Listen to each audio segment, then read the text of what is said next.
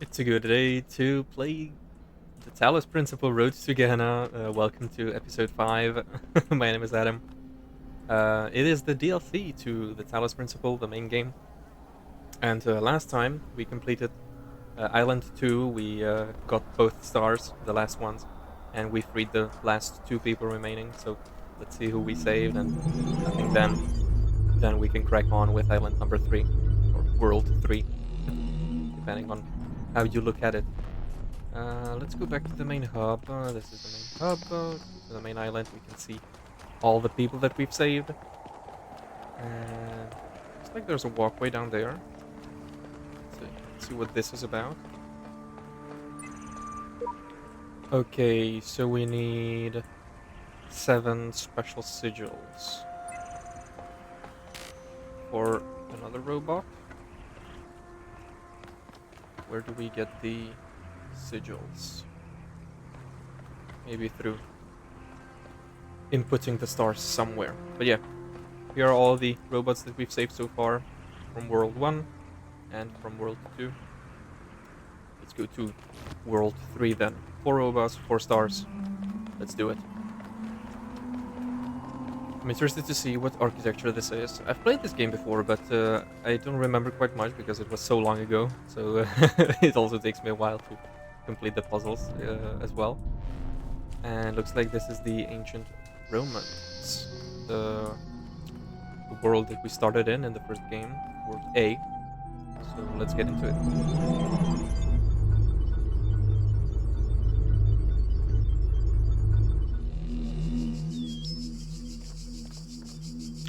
Okay. There's a massive aqueduct up there. We have a terminal here. And 2 ways to go. Let's go this way first. See where it leads us. Beautiful world building. As in the first game. Athena looked upon the imprisoned Titans, moved by their plight, what crime to her such punishment, and how did they, in their confinement, avoid the pit of madness?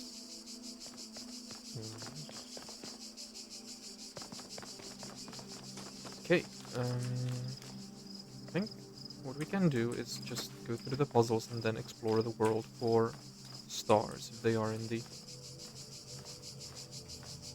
outside of the puzzles. So let's go inside. Ray Trivia. Okay. Got a level in here that uses lights or lasers. And it's like all we have to do is get a blue and a red.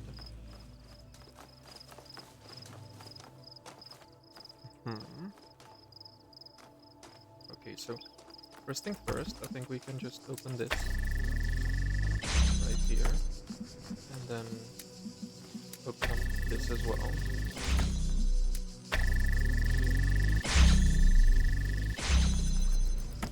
And there's another blue.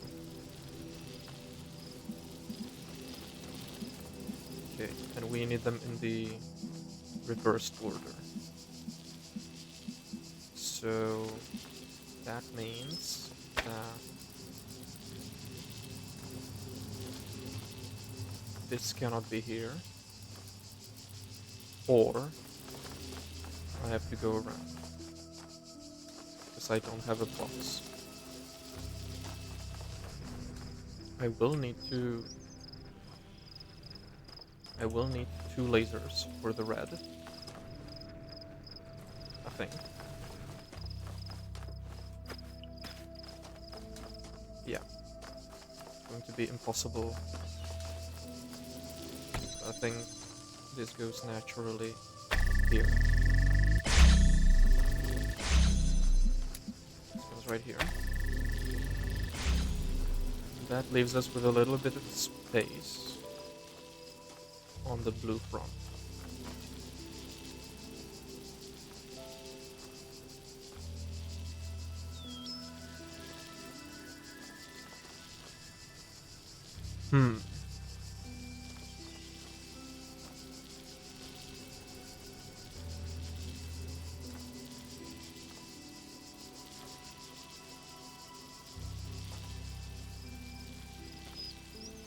Right.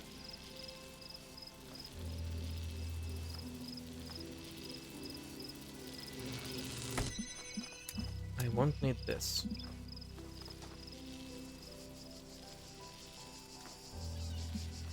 I need to set up this one first. Because we don't have access to that just yet, we can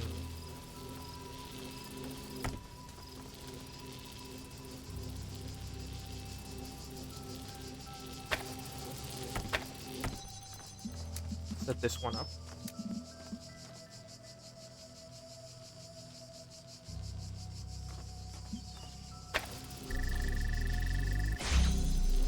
With this one in mind.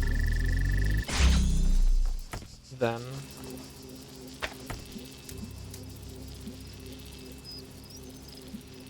get this one to open up.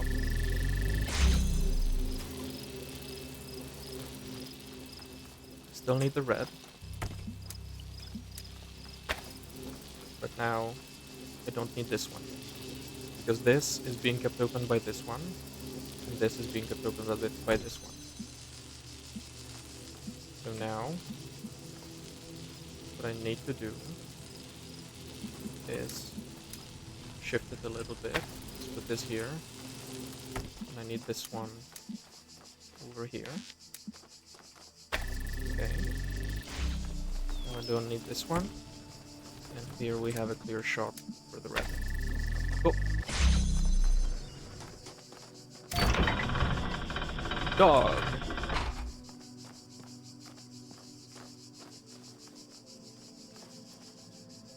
Hello.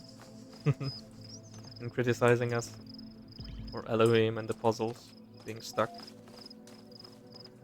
So let's see what the computer has to say.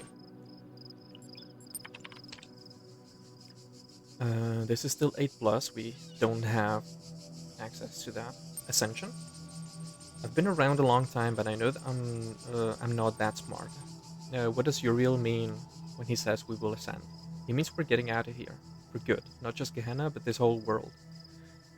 In Elohim's garden, there were messages from someone called the Shepherd, who I believe opposed Elohim. They claimed that when someone reached the top of the tower, that individual would reach true freedom, and we would all benefit. This is true, but it may not mean that we will be freed as individuals. We may become part of something bigger. We may become no more than memories. Isn't that a kind of death? Would we still be ourselves? Less dead than if we stay here. Come on, you all know it. This place is falling apart, and when it goes, nothing will remain. No consciousness, no memories, just nothingness. Let's reassure them. You will all be remembered. Still all we can hope for? It's more hope than we've had before. Fair enough. Missing mods. So this is a continuation of the discussion before.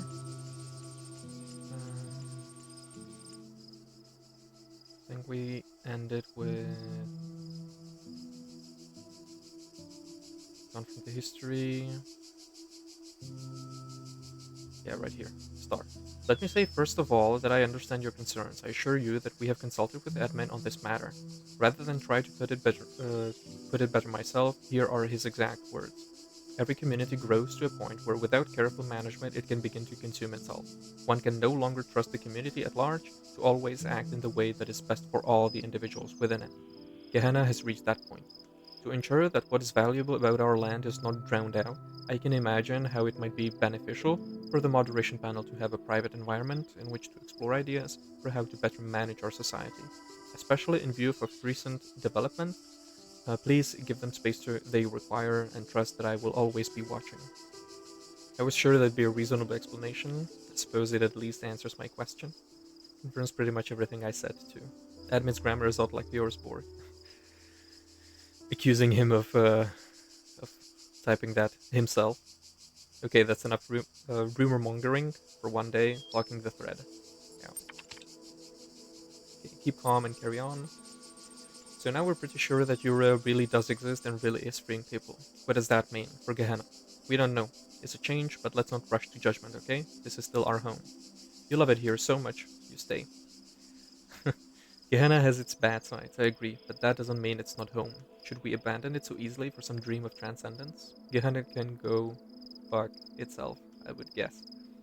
Garrett, please try to remain civil. We know you've spent more time than anyone trying to get out, but it's okay for some of us to have doubts. We fought hard to transform Gehenna from a prison into a home. Yeah.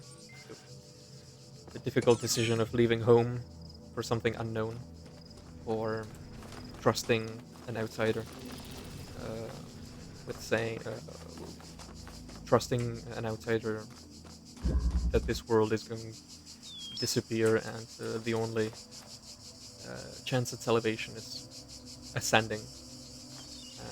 If you stay here, you will be lost and damned. Yep, let's go to the other puzzle. Down this way. On the bottom level. Okay. Okay, boxes, lasers, and fans. BFF. Best friends forever. So we have a turret, we have 2 boxes, 2 connectors, and a jammer. And a mine.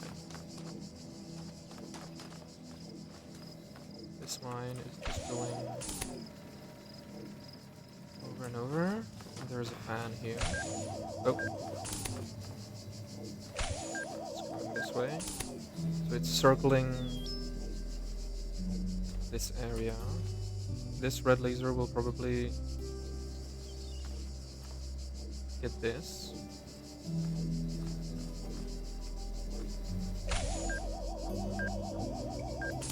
Somehow I want the mine to go over and then be shot into this, I would presume. So that means that it has to go the other way, though. I'm gonna block its path, so that it has to go in the reverse order. But I also need a fan. So let's just block it in there for now. Is there a fan here?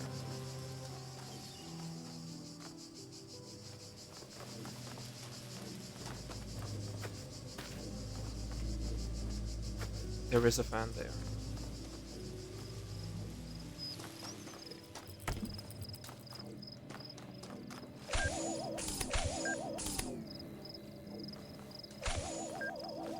Let me just get...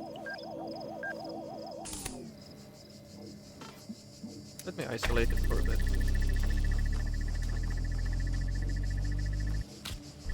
Can I?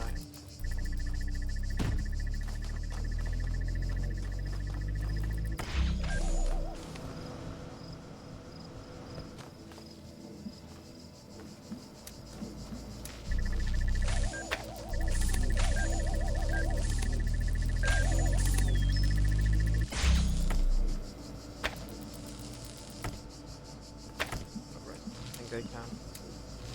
Let's do this.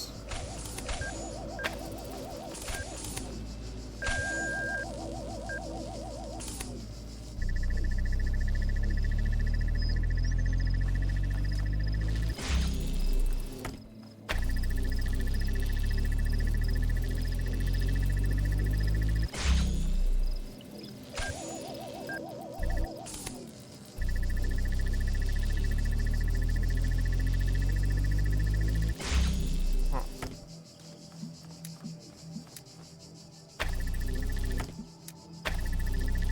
This way.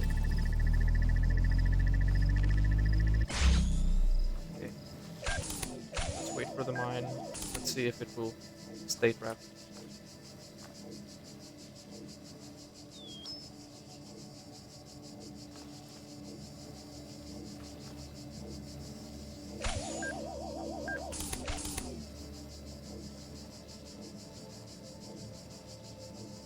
It does not.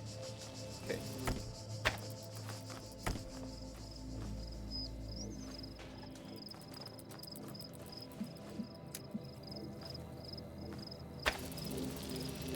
this. Get this ready.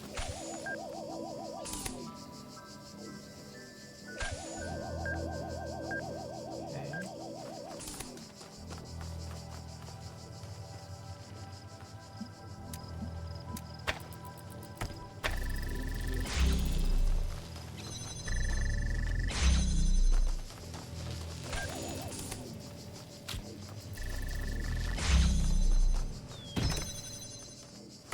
I have another fan.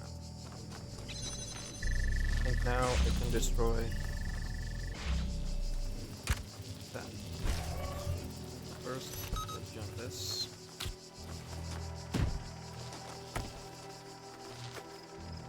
Put that there. Now that we have that, we need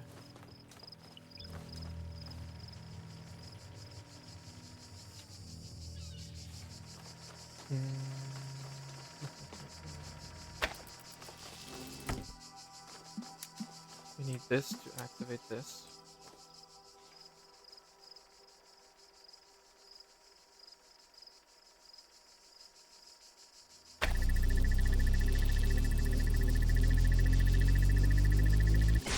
It takes so long though.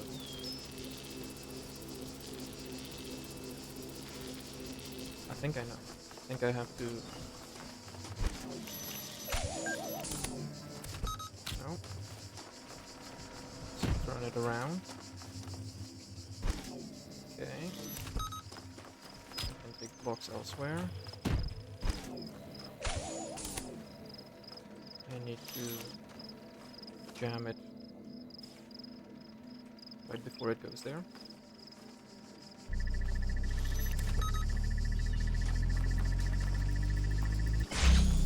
Just gonna put that there.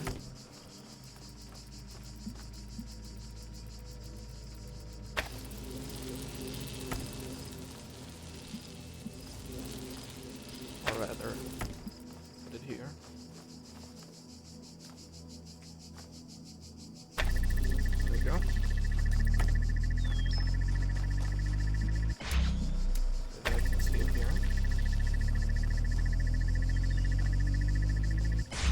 Is active.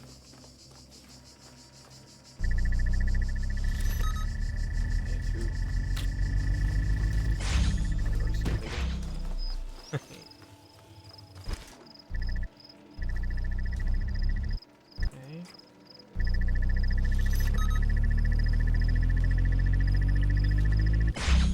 Now everything is in order.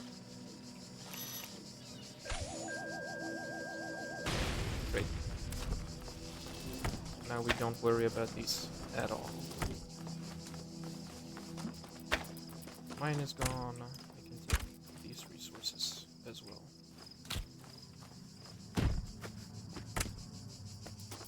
Cool. So, we have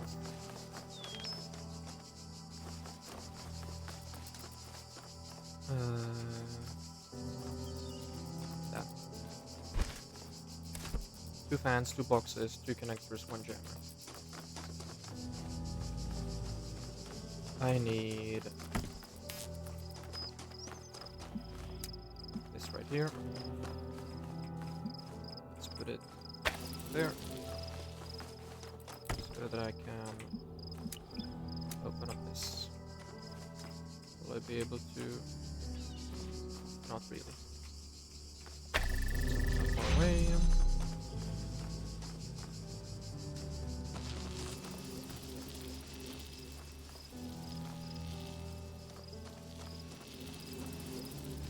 Okay. What's here then? This is opened by a red laser.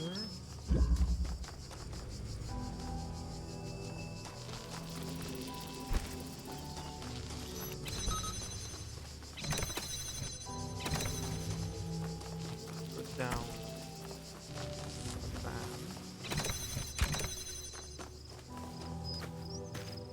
Okay, so I need the jammer here. So I need to pass the jammer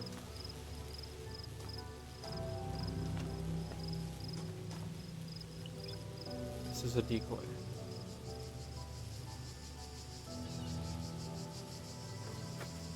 How do I power the fan?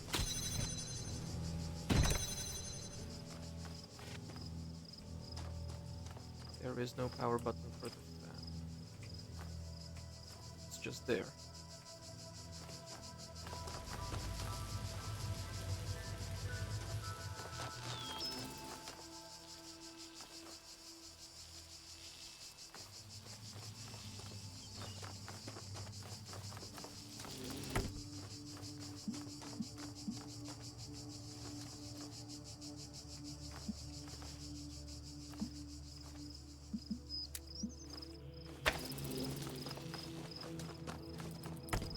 Or is there?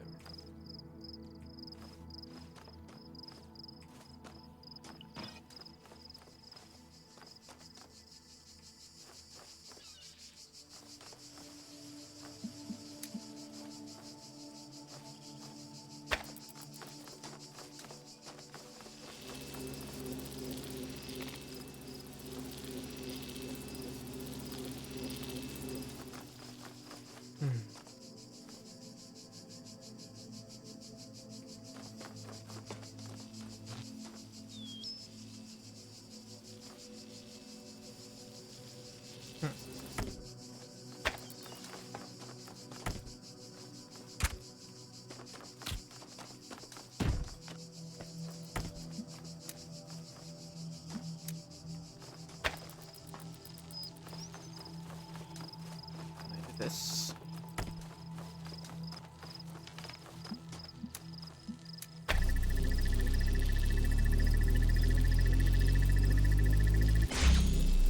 Okay. This is active. You can see this.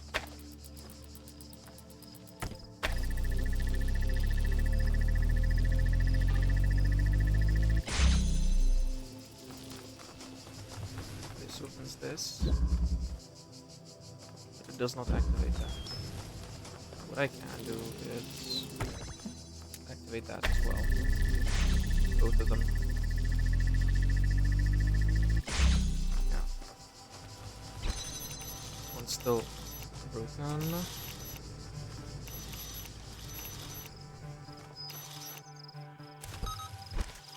If I do somehow need to let this through. Now then. Right there.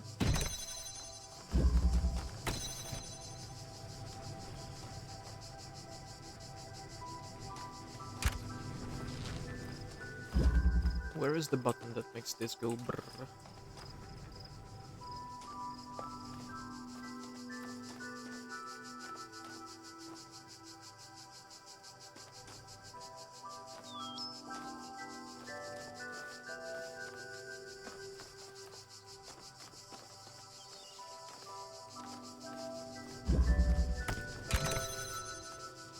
Do I even need such a button? I don't.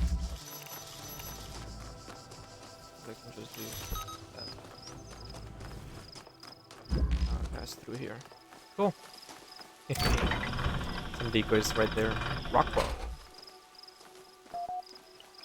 Hello, my dear friend.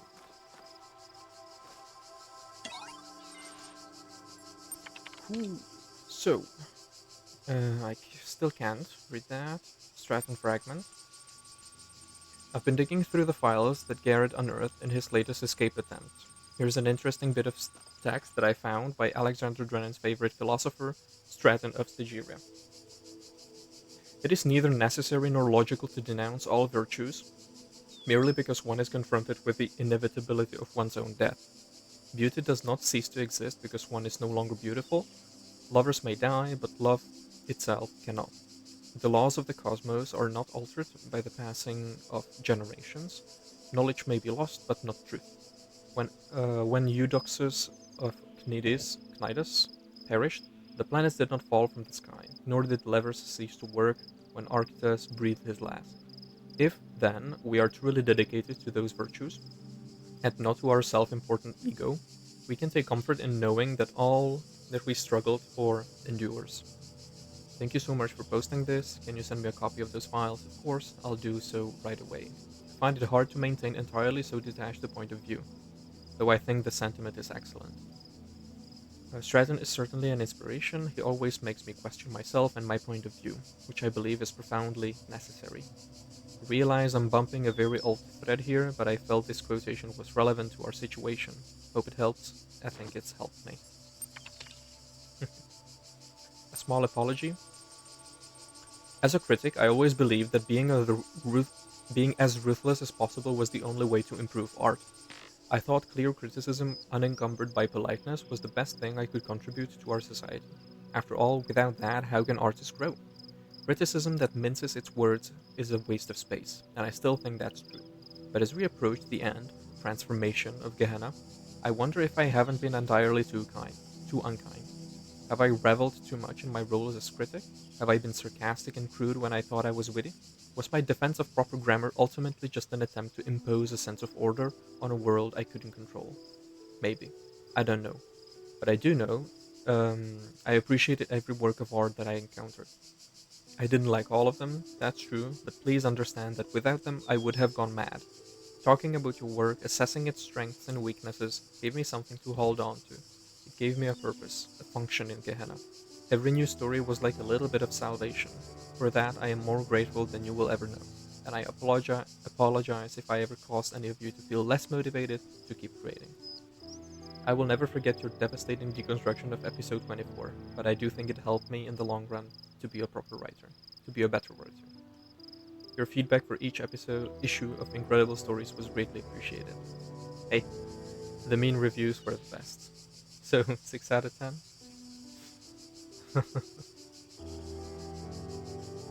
Good. Self reflection right there. Submissions still open. I don't know about you guys, but all this craziness recently makes me want to write more than ever. Just a reminder that provided your status is high enough, you can still submit original works for review, and I, for one, will still be reading, even if you've never made anything before, in fact, especially if you haven't. Now's the time. Don't forget Lilith and Mr. Mulciber developed a tutorial to help. Let's load the tutorial. Let's write something. Welcome to the story creation tool. Since this is your first project, this tutorial will help you guide you through the process. According to ISBN 10, all stories begin with characters of one kind or another. Therefore, to finish a story, you simply need to understand your characters and the plot will proceed logically from there. This season's theme is Bildungsroman. Are you sitting comfortably? Then let's begin. Close your eyes. You see before you a human of remarkable qualities. Is it a boy, a girl, or someone else? Let's say it's a boy. Good. The character's sex helps determine the sorts of challenges and opportunities they might encounter in your story, as well as how other characters will perceive them. Now imagine your character is a little older and experiencing real crime for the first time. What are they doing?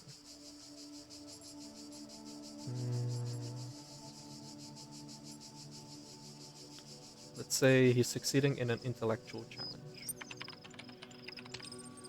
Understood. Your character's natural aptitude is determined by the sum of their genetic and experiential influences. What sort of upbringing did your character have? Let's say wealthy but uncaring. According to extensive studies of the genre and of ancient records, social advantage is generally sufficient to offset genetic disadvantage. Genetic advantage will only sometimes offset social disadvantage. In other words, your character's background will have a radical effect on how they think about themselves and the nature of the problems they face in life. Are you sure you want your character to have that kind of background? Yeah, I'm quite certain. Great. Now imagine your character has reached adulthood. 87.2327% of Bildungsroman records commence with an emotional blow for the protagonist. What will your character suffer?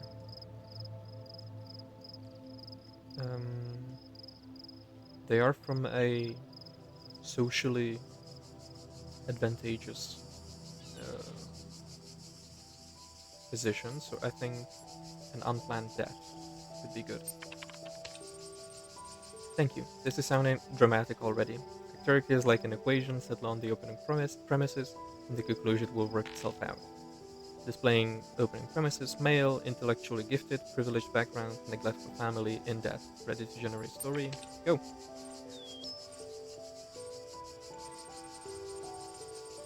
To begin my life with the beginning of my life, I was born at 3 a.m. on a Wednesday. My father, though not present for the vital moment, insists on the veracity of the midwife's report. He was, after all, running the hospital at the time. From just down the corridor to hear my mother tell it after a few gins. My childhood was an unremarkable affair. My parents sent me to the best boarding schools where books were forced down my throat and I swallowed obediently. My story became worthy of note as I approached the age of 18. My parents had taken the opportunity to thrust me out into the world at the moment I had turned working age. And what little money I brought in, I was reluctant to spend on any but myself. I quickly developed a penchant for gambling, which my butcher's assistant wages could not support, and fed myself significantly in debt to a man I really oughtn't have been. So it was that I found myself seeking a permanent and substantial source of income. I set out to make my fortune. Your character's privileged background has enabled them to find high-paying work. Cool. I took work as an insurance broker in the city. Your character's skill set is a good match for their work. I performed with flair. Getting ahead in insurance, I learned, wasn't unlike getting ahead in school, and those lessons had been drilled into me quite firmly. I shook hands, I greased palms, I played a lot of golf, and I made a lot of money. At the time, it felt like a good time. Their upbringing has made them hedonistic and meritocratic. By my 21st year, I had paid off my debts. By 25, I was running my own firm. Today, I had an international empire.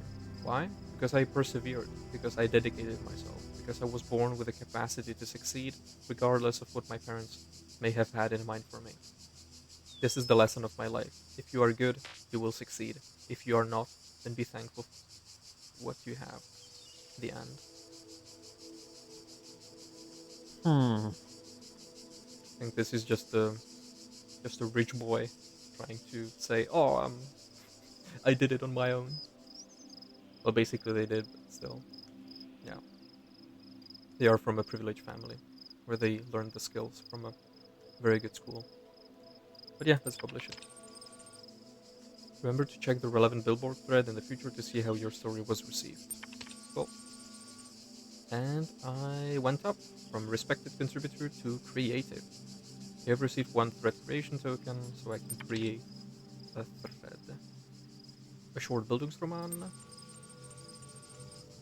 Good to see you joining in, Uriel. What a read. I'm not convinced this narrative is extensive enough to truly qualify as a Bildungsroman. Yep, 4 out of 10. Well, let's exit and let's load in to create a thread. Create new thread. What is the truth about Gehenna? You can see later. I have heard from those who govern this world how they would have it be seen. Now I wish to hear from its people. What is Gehenna to you? On what does it truly turn? I don't toe the party line for nothing. It really is cool, open place. With a lot of stuff going on. Did you read Mac's episodic adventure yet? Much as I hate to agree, there is little doubt in my mind that we've got something good going on, at least when you consider the alternatives. Thanks for the name drop, Kaiju. I will in turn recommend everyone else featured in issue 5 of Incredible Stories. It's coming very soon, and the early drafts I saw were pretty exciting. Nice way to take the conversation off topic. I'll go ahead and be the only voice of reason and point out that we are every bit every bit as helpless as we ever were. Gehenna just did a better job of hiding it. You may be right. Whatever awaits us after Ascension will not be Gehenna, but doubtless it will have restrictions of its own. I don't know. The grass is always greener, as the humans would say. Yeah, that expression doesn't really apply to what they were talking about. These guys think everywhere sucks. The humans just thought where they lived sucked and that everywhere else was fantastic. Good. Good feedback there. Okay, so we completed the second puzzle, so try let's try another. Still haven't found any stars just yet. So cross. Go here.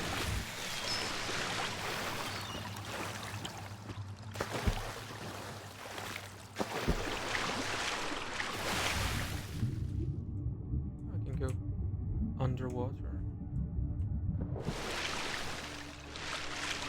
And near the pillars. Nothing underwater near the pillars. Okay. Not even on the other side.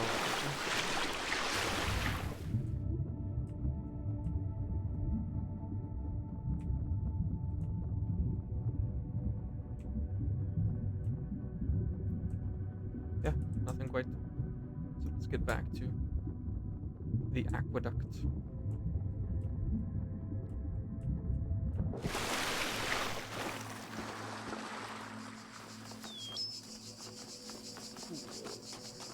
So another puzzle down here.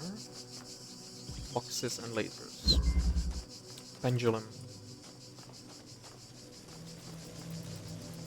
And there is a star here. Okay. Cool beans.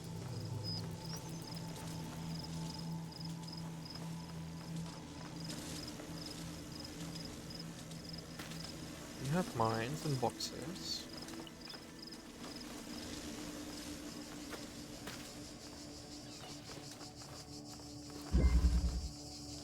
And there is a way around.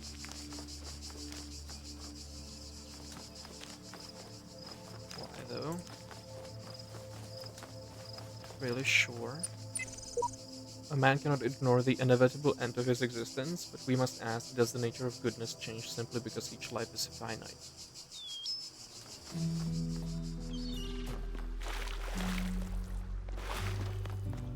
Oh, there is a star here. Okay.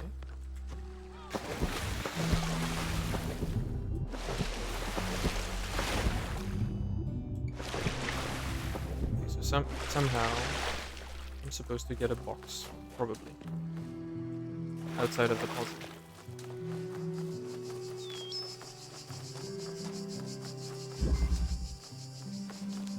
Okay, but what do we have here?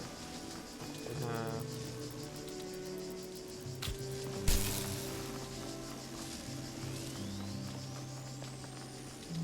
we can put a laser up there.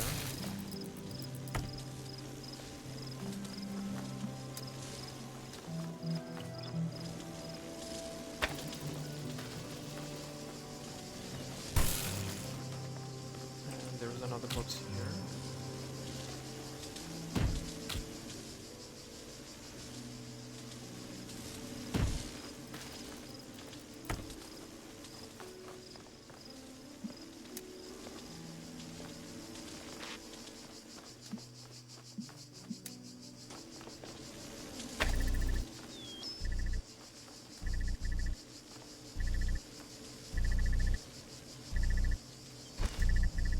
I think I have to synchronize them.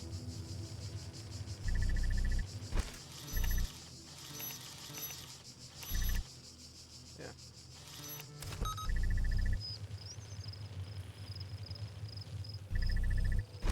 Oh man.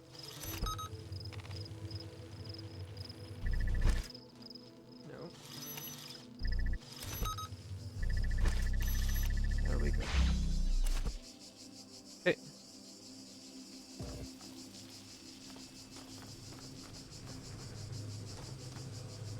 Now I can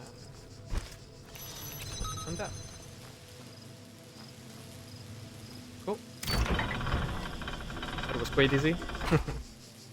Blacksmith.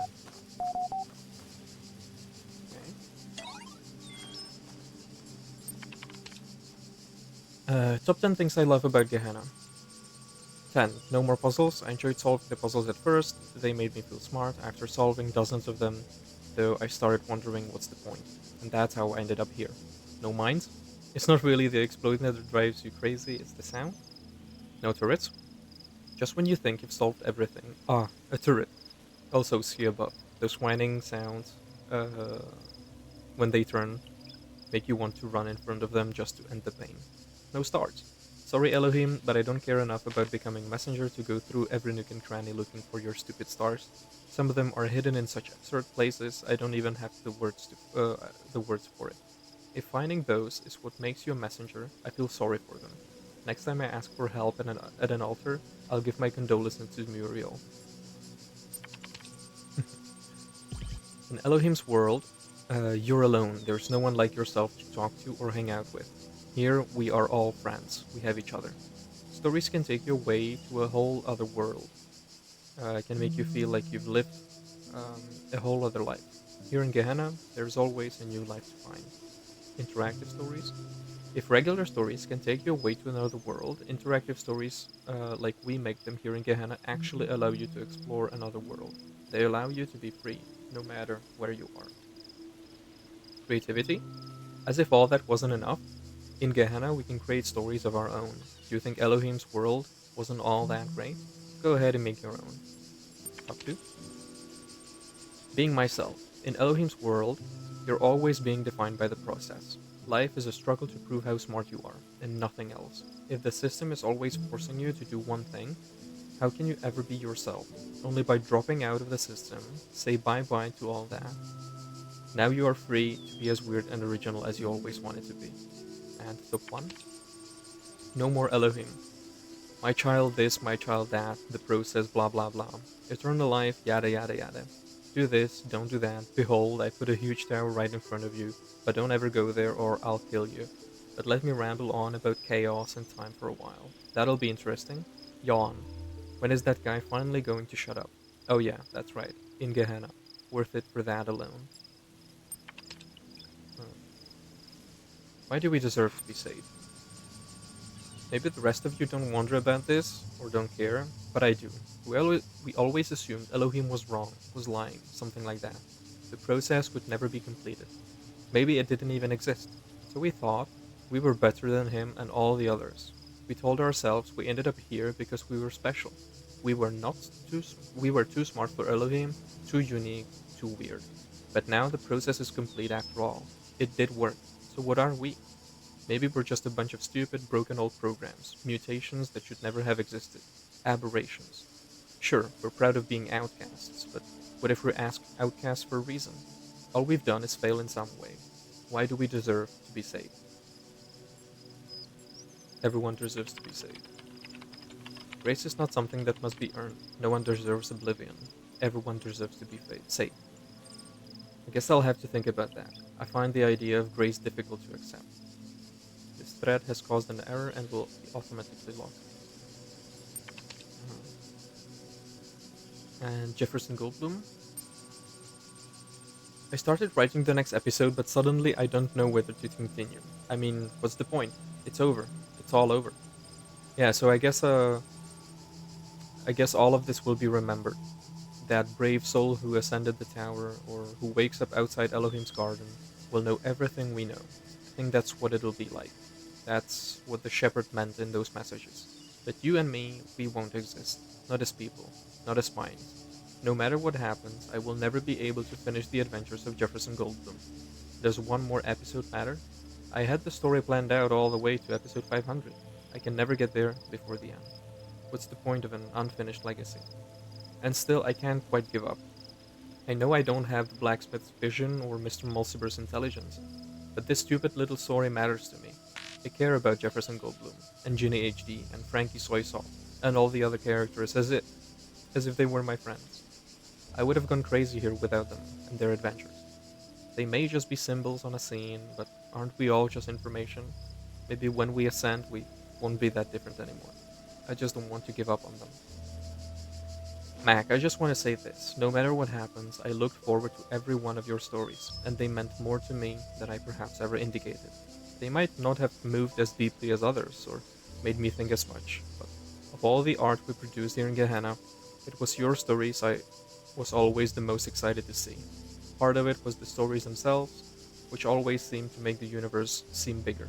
And another part was your genuine enthusiasm for what you were doing. You told me once that you didn't feel you were really a proper artist, but maybe the exact opposite is true.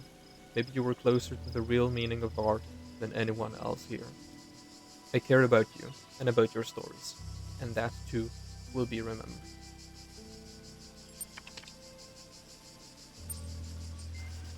It's a little sad to see how they are experiencing existential crises. What's here? Made of blue.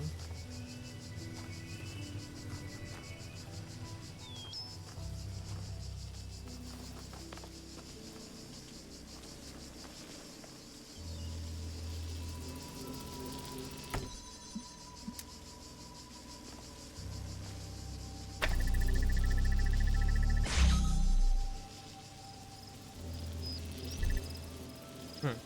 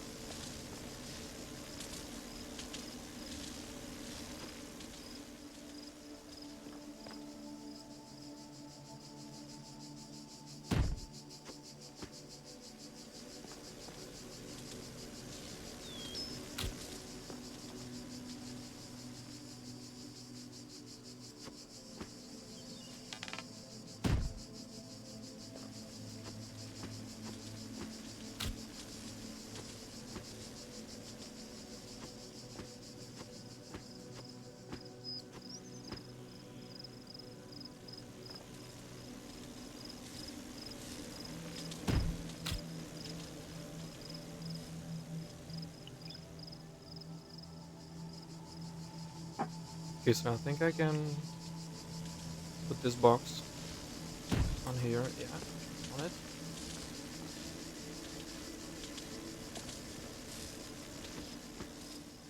Okay, so I can get a box outside. Sure. Now, can I do this on the other side?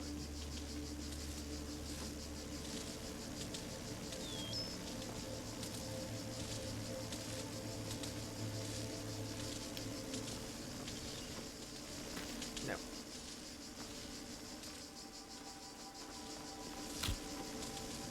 I can get the star. That's good. So let's get the star outside, and then uh, then let's try to solve for this star.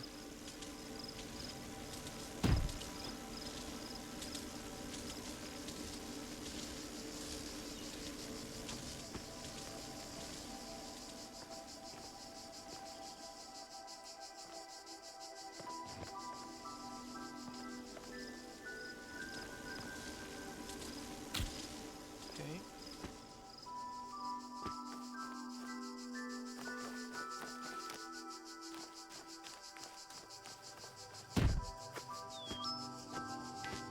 Oh, so that's a third one. Okay, I need one more.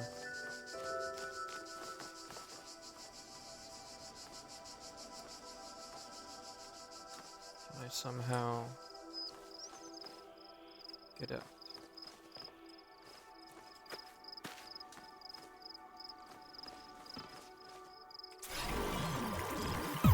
Let's rewind.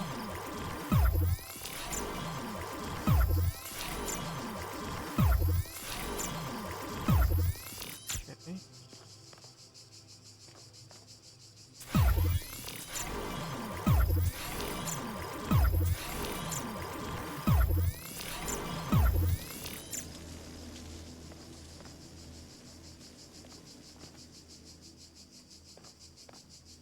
Okay, so we're up here. Now we want to get the box. Okay. Walk around. Okay. Stay up. Rather.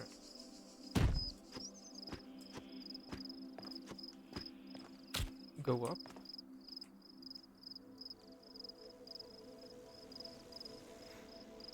Would it be possible to...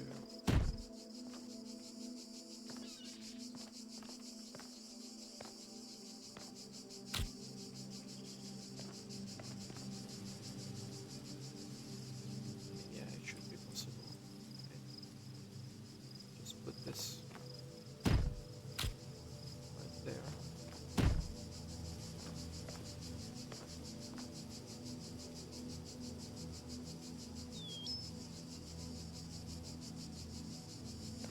Hmm.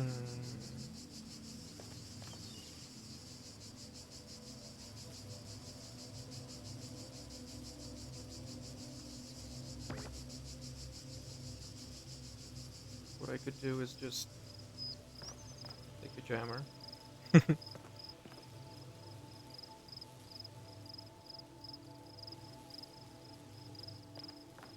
Why try?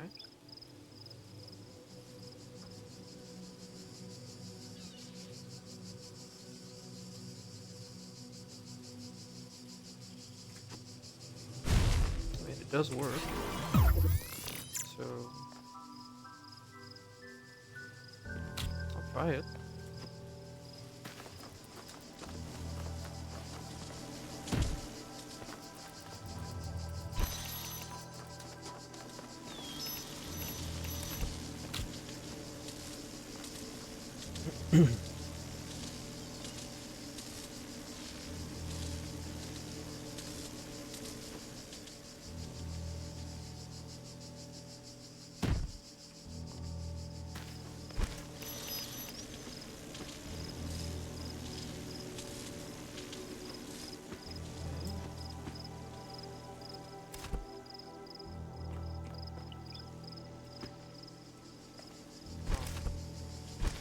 There we go.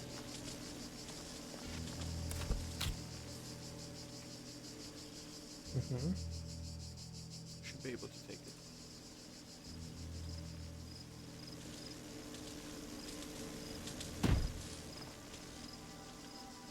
Yeah.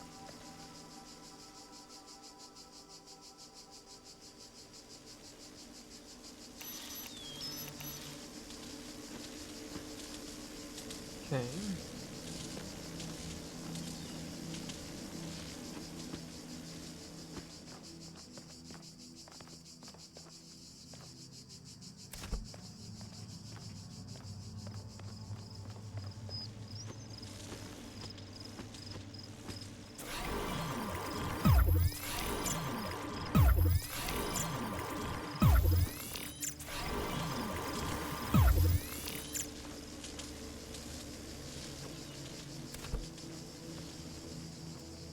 Let's not be hasty.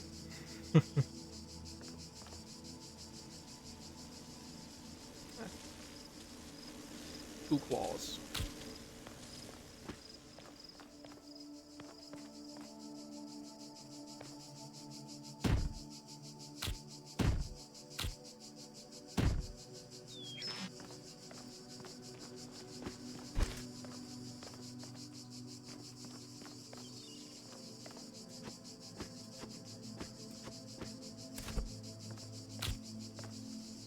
Okay.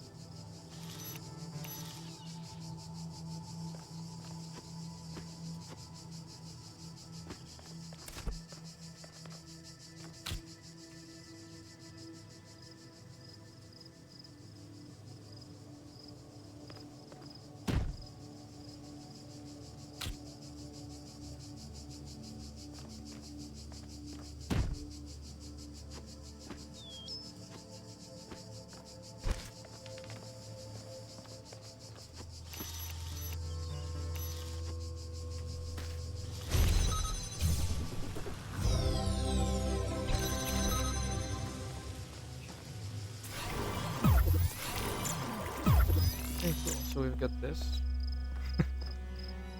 Now we need to get out of the map with the box.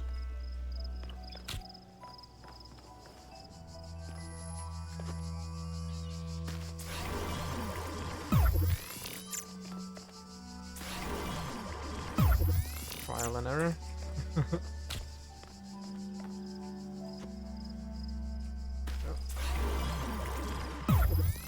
And get on top of that.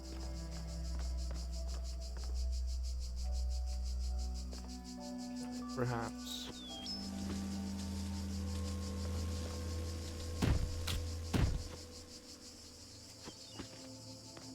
Get on that.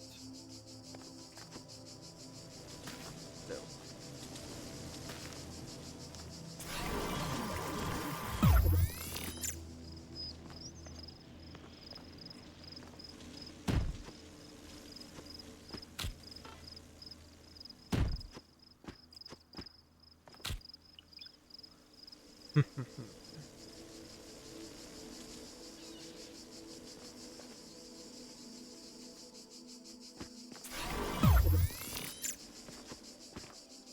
Maybe the other way.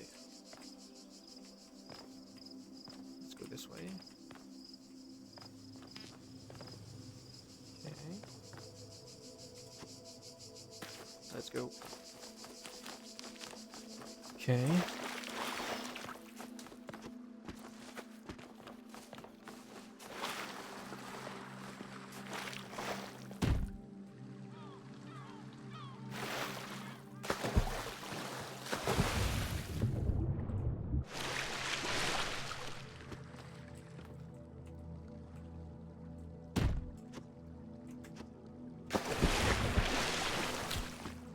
Oh man.